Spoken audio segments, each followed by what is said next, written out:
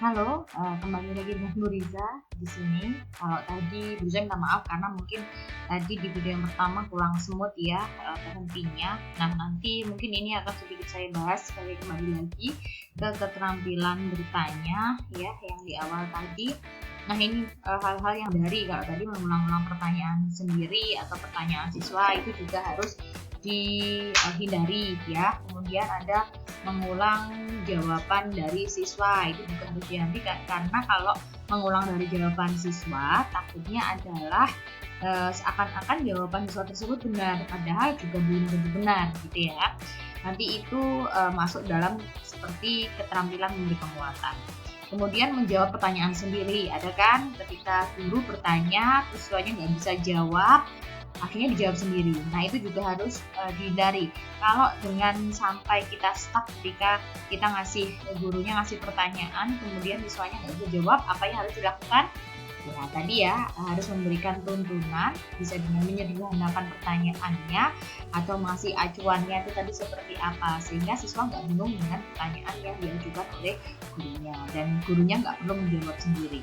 Kemudian menunjuk sebelum bertanya. Kalau menunjuk sebelum bertanya itu seakan-akan gurunya seperti menghakimi, ya, seperti menghakimi. Ayo, misalkan Teddy, gitu kan? Teddy, kamu, saya kasih pertanyaan, gitu kan? Langsung tanya gitu. Apa yang terjadi? Seakan-akan kan, kok saya yang ditanya, gitu kan? Tanyanya belum ada. Akhirnya tidak ada waktu untuk berpikir siswa menjawab pertanyaan dari guru. Nah, itu hal-hal yang perlu dihindari. Kemudian mengajukan pertanyaan yang mengundang jawaban serentak. Di dalam pasar itu ada penjual dan pembeli, misalkan seperti itu. Nah, itu jawaban-jawaban atau pertanyaan-pertanyaan yang perlu dihindari yang mengundang jawaban yang serentak. Kemudian mengajukan pertanyaan ganda. Maksudnya di sini adalah ketika guru mengajukan pertanyaan ganda, takutnya adalah nanti siswanya kebingungan untuk menjawabnya seperti apa, seperti itu. Maka dari itu mengajukan pertanyaan ganda atau bahkan pertanyaan yang satunya belum terjawab, artinya muncul pertanyaan yang lain double gitu ya, nanti tidak ada waktu berpikir bagi siswa untuk menjawabnya. Itu adalah hal-hal yang harus dihindari. Kemudian kita melaju ke keterampilan berikutnya, yaitu adalah keterampilan memberi penguatan. Nah, di keterampilan memberi penguatan ini merupakan salah satu keterampilan yang harus dikuasai oleh seorang guru. Karena apa? Memberikan penguatan ini lebih kepada memberikan penghargaan kepada siswa, sehingga nanti akan memberikan pengaruh yang positif dalam kehidupan siswa kita gitu. Dan kalau dalam pembelajaran itu seperti itu ya, sehingga ketika kita merasa saya melakukan hal yang benar dan saya mendapatkan pujian, berarti saya bisa melakukan hal yang benar lagi berulang-ulang kali, bukan hanya untuk mendapatkan pujian, tapi ketika seseorang bisa menjawab sesuatu yang benar atau mendapatkan pujian, itu nanti bisa mendorong siswa bahkan bisa memperbaiki tingkah lakunya, karena memang memberikan memberikan hal yang positif gitu. Karena usaha saya benar, saya dihargai. Kadang-kadang seseorang itu kalau merasa dihargai maka akan terpacu sehingga akan melakukan hal yang baik lagi gitu ya. Begitu juga dalam pembelajaran, ketika kadang-kadang kita itu secara tidak langsung ketika ada yang menjawab pertanyaan, ketika kita misalkan mengajukan pertanyaan gitu ya, terus ada yang jawab ternyata salah, jawabannya nggak benar langsung, nah salah itu nggak boleh ngasih jawaban seperti itu. Apa yang terjadi kepada siswanya? Pasti siswanya akan salah deh, takut mau tanya gitu. Padahal kita nggak boleh memberikan feedback seperti itu pada siswa ketika jawaban siswa salah. Maka dari itu ketika di keterampilan bertanya pun, ketika ada jawaban yang mungkin kurang tepat, itu nanti bisa dialihkan. Ayo coba yang lainnya punya jawaban yang sama atau punya jawaban yang berbeda atas pertanyaan gurunya tadi gitu kan, misalkan seperti itu. Maka dari itu dia akan nanti ketika setelah jawabannya ada semua, gurunya kan berarti harus menarik kesimpulan ya, bahwa jawaban atas pertanyaan tadi yang diajukan oleh gurunya itu apa sih, sehingga nanti secara tidak langsung siswa yang memberikan jawaban salah itu nanti berarti jawaban saya salah, tetapi gurunya tidak perlu menjatuhkan harga diri si siswa di depan teman-temannya. Nah, itu kan hal-hal yang perlu dihindari, sehingga memberikan penguatannya pun juga cukup. Nah, tadi silakan diperbaiki, atau jawabannya tadi yang benar seperti ini. Jadi kalau ada jawaban-jawaban yang kurang tepat, nanti silakan dibenarkan atau tahu ya jawabannya yang benar seperti ini. Seperti itulah ya hal-hal yang bisa diimprove oleh seorang guru. Nah, keterampilan memberi penguatannya, ada anak-anak ngasih jempol nih ya, jempol memberikan penguatan. Nah, pengertian dan tujuannya nanti kita yang nanti sampaikan, yaitu mengenai pengertian dan tujuan dan juga komponennya. Keterampilan memberi penguatan merupakan tingkah laku guru dalam merespon secara positif suatu tingkah laku tertentu siswa yang memungkinkan tingkah laku tersebut muncul kembali, gitu ya. Hal-hal yang dilakukan oleh siswa dan itu benar bisa diberikan respon yang positif. Dan nanti adalah dalam hal keterampilan memberi penguatan. Nah, tujuan dari keterampilan memberikan penguatan tadi mungkin sudah dibahas juga dari Riza tadi, ada beberapa hal. Bisa meningkatkan perhatian siswa, ya tentu saja, karena ketika gurunya memuji, otomatis siswanya akan ya saya benar, jadi saya harus memperhatikan, kan? Melancarkan atau memudahkan proses belajar, karena ketika kita memberikan penguatan, siswanya otomatis akan merasa dia berinteraksi, ada di dalam kelas tadi, bahwa oh saya ini adalah bagian dari kelas ini, maka saya harus berpartisipasi, gitu kan. Kemudian membangkitkan atau mempertahankan prestasinya, gitu. Jadi ketika jawabannya benar, oh berarti nanti saya meningkatkan jiwa kompetitif, berarti kan ya, berarti oh ya ini benar nih, saya juga harus nih mendapatkan hal yang bagus pula, misalkan nanti ada beberapa hal yang bisa dilakukan oleh gurunya.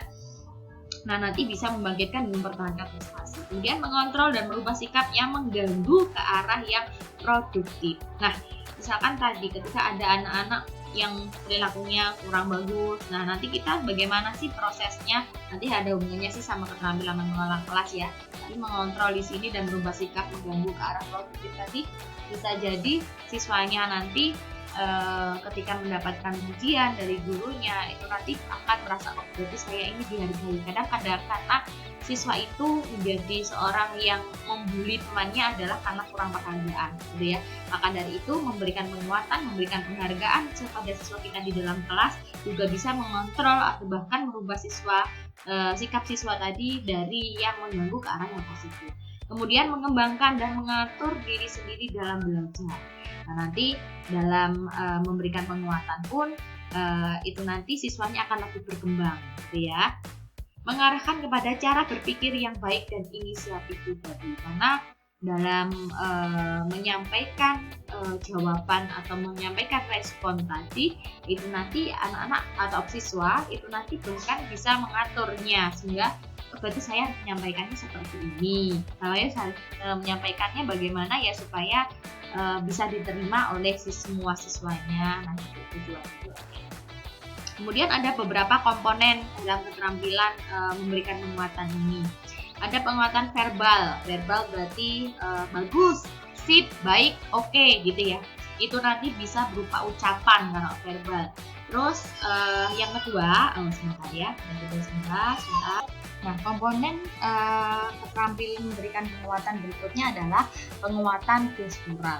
Nah, penguatan gestural ini nanti bisa juga dalam bentuk mimik, gitu, gerakan wajah atau anggota badan yang nanti akan memberikan kesan kepada siswa bahwa kita ini nanti setuju atau memberikan penghargaan dengan misalkan senyuman, atau kalau ngasih tepuk tangan, atau angkat jempol, atau bahkan mengangguk, gitu ya. Itu nanti adalah penguatan gestural bahwa kita setuju atas perbuatan atau jawaban atau apapun yang dilakukan oleh siswa kita.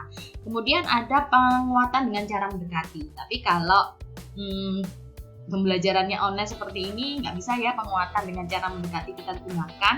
Nah, penguatan dengan cara mendekati ini nanti biasanya kita lakukan ketika kelasnya adalah kelas tatap muka. Kemudian misalkan ada siswa yang jawabannya benar atau apa, karena guru itu kan harus muter ya, nanti gurunya datang ke tempat siswanya yang menjawab tadi.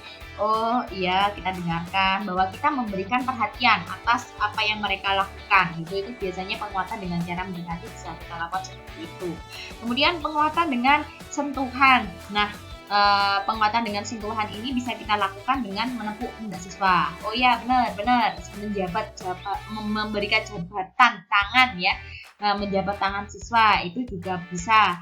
Atau mungkin ngasih tos gitu ya, tos gitu. Terus benar nih karena kita hanya ngasih tos gitu. Terus hal lain yang mungkin kalau ada anak-anak SD dulu ya, anak-anak SD itu bisa kita lakukan dengan ini ngusap rambut gitu ya, ngusap rambut gitu. Tapi itu kalau anak-anak SMP, SMA udah nggak relevan ya, nanti bahkan bisa menimbulkan hal-hal yang ambigu. Jadi harus dihindari kalau yang ngasih sentuhan misalkan ngelus-ngelus rambut itu nggak perlu untuk anak-anak SMA. Jadi ya tos gitu ya, jabat tangan, menepuk pundak. Terus penguatan dengan memberi kegiatan yang menyenangkan. Ini lebih seperti reward ya, penguatan dengan kegiatan yang menyenangkan ini bisa kita berikan misalkan ketika ada yang ada yang siswa kita ketika mengerjakan tugas, oke saya beri misalkan ibu beri waktu 20 menit dari sekarang. Ternyata ada yang bisa mengumpulkan lebih cepat. Oke, yang bisa membuat lebih cepat silakan ini boleh beli minum di kantin, misalkan seperti itu gitu ya. Atau bahkan misalkan kalau yang jam terakhir gitu, kalian ingat nggak waktu dulu Mas di SD pernah nggak gurunya ngasih mencongak gitu? Yang bisa jawab benar, bisa jawab duluan dan benar semua boleh ulang duluan. Nah, gitu ya. Itu biasanya kegiatan-kegiatan yang menyenangkan gitu. Terus ada juga penguatan berupa tanda atau benda. Nah ini biasanya kalau dulu kalian ada mbak-mbak atau mas-mas KPL atau anak PPL itu biasanya ngasih tanda atau benda. Tanda ini biasanya oke, baik, yang bisa jawab, yang aktif akan ibu kasih poin plus gitu kan, akan kasih nilai tambahan 10 gitu misalkan seperti itu. Atau yang bisa nggak perlu yang kalau penguatan yang kegiatan yang menyenangkan jadi juga bisa seperti ini. Oke, yang bisa menjawab benar pertanyaan ini nggak perlu ikut UTS. Nah itu biasanya senang. Atau yang kalau tanda juga bisa, oke, yang bisa mengerjakan tugas ini dengan benar auto nilainya A, misalnya seperti itu. Atau tanda ini bisa ngasih seperti gambar bintang gitu ya. Kalau di buku-buku anak-anak itu biasanya ada gambar bintang atau ada stempel. Nah itu biasanya bisa. Atau biasanya ngasih jajan nih ya, ngasih kue, ngasih pensil, ngasih apalah ya, pokoknya benda-benda yang bisa dilakukan atau diberikan kepada siswanya dalam rangka ngasih reward atau ngasih penghargaan. Kemudian setelah komponen komponen keterampilan ini ada prinsip penggunaannya. Prinsip penggunaan dalam keterampilan ini tentu saja harus dengan penuh kehangatan dan antusias gitu ya. Jadi makanya kalau seorang guru itu kan karena bawa mood siswa gitu ya, supayanya siswa tetap termotivasi dari awal sampai akhir, maka harus semangat dan antusias. Kemudian menghindari penggunaan respon negatif seperti tadi. Jadi kurang tepat, kok gitu sih kamu, bla bla bla, atau bahkan gurunya membuli siswa di dalam kelas, nggak boleh gitu ya. Jangan jadi toxic teacher. Jadi jangan, tidak hanya dari toxic friend, toxic parents, tapi juga ada toxic teacher. Jangan sampai jadi toxic teacher. Kemudian bermakna bagi siswa, jangan sampai ngasih penguatan tapi bahkan tidak, akhirnya adalah tidak memberikan kesan positif kepada siswa. Terus dapat bersifat pribadi atau kelompok, bisa nanti penguatannya secara individu atau bahkan untuk kelompok ya. Nah, cara penggunaannya, komponennya harus bervariasi. Jadi jangan ngasih jajan, kue, terus jangan, tapi bisa ngasih tadi penguatannya macam-macam ya, ada gestural, ada verbal, nah itu bisa. Kemudian pemberian penguatan lebih dilakukan secara langsung dan segera, jangan sampai ngasih penguatan udah deh nanti aja, udah buru lupa gitu ya.